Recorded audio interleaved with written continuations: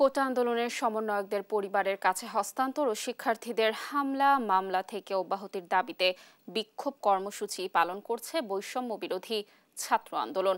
রাজধানীর বাড্ডায় ছাত্র জনতা বিক্ষোভ কর্মসূচি ও প্রতিবাদ সমাবেশ বন্ধ করে দেয় পুলিশ। এই সময় কয়েকজনকে আটকও করা হয়।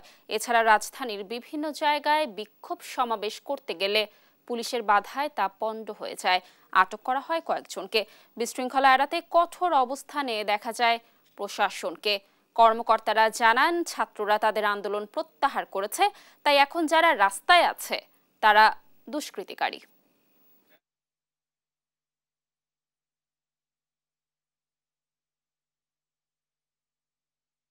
বৈষম্য বিরোধী আন্দোলনের যে সমন্বয়ক এবং যারা নেতারা ছিল তারা কিন্তু তাদের আন্দোলন প্রত্যাহার করেছে।